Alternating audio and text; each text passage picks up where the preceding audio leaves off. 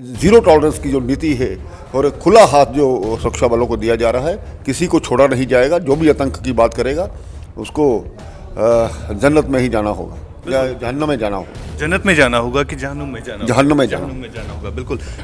BJP बार बार ये बोल रही थी कि पीओके पर स्ट्राइक करेंगे, लेकिन अब तो यहाँ के लोग भी सेफ नहीं लग रहे हैं। नहीं, ऐसा शायद आपके अनुमान बिल्कुल गलत है। सरकार की तरफ जो भी नाजायज़ तजावुज़ात या जिनने ज़मीनों पे कब्जा किया है, उनमें कई सारे लीडरान का नाम भी आया है। बीजेपी के भी कई सारे लोग हैं जिन्होंने इन ज़मीनों पर कब्जा किया है। आप मानते हैं कि उनके खिलाफ भी कार्रवाई होनी चाहिए या बीजेपी उनके खिलाफ कार्रवाई करेगी? कानून सबके लिए बराबर है।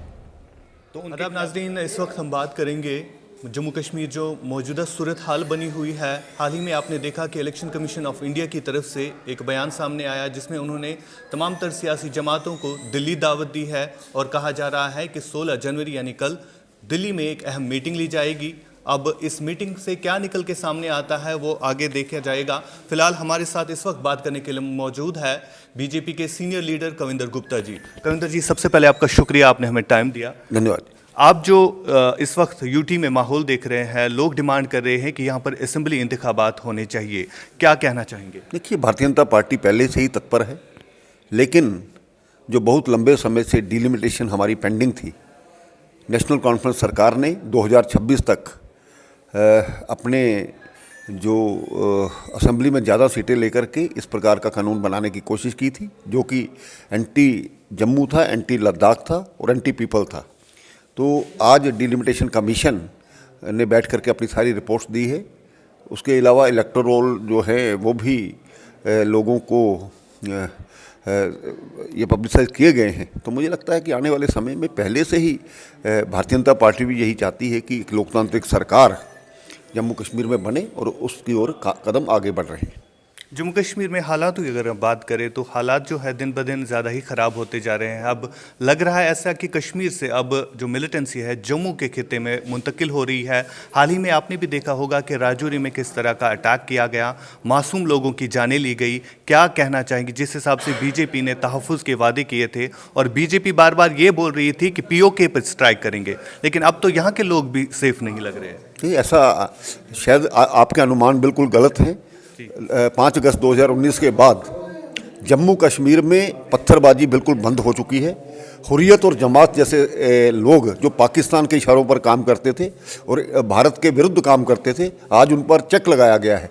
आज यहाँ पर पाकिस्तान का झंडा नहीं चढ़ता है। ठीक है, 70 साल से चली आ रही पुरानी सरकारों की जो गलत नीतियाँ थी, उसके परिणाम स्वरूप इस प्रकार का माहौल यहाँ पर पैदा हुआ है कि जिसको रोका जा रहा है।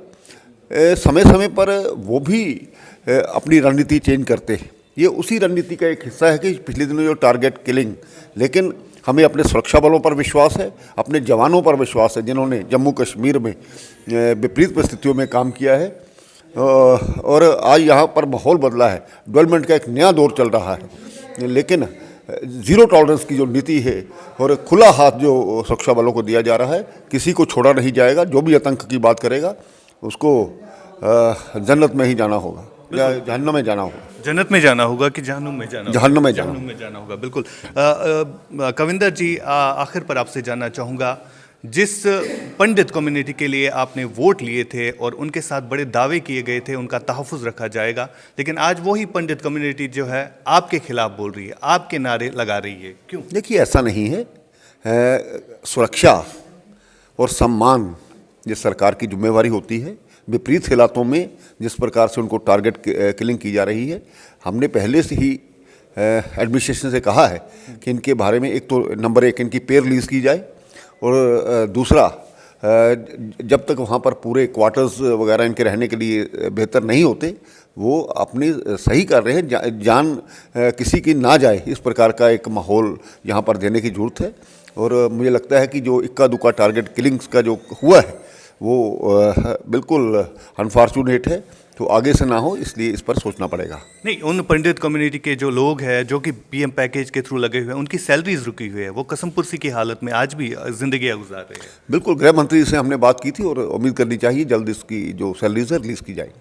हाल ही में एक ऑर्डर आया है सरकार की तरफ, जो भी नाजायज़ तजावज़ात या जिनने ज़मीनों पे कब्ज़ा किया है उनमें कई सारे लीडरान का नाम भी आया है। बीजेपी के भी कई सारे लोग हैं जिन्होंने इन ज़मीनों पर कब्ज़ा किया है। आप मानते हैं कि उनके खिलाफ भी कार्रवाई होनी चाहिए या बीजेपी उनके खिलाफ कार्रवाई करेगी? कानून सबके लिए बराबर है, तो उनके खिलाफ भी कार्रवाई होगी। बिल्कुल।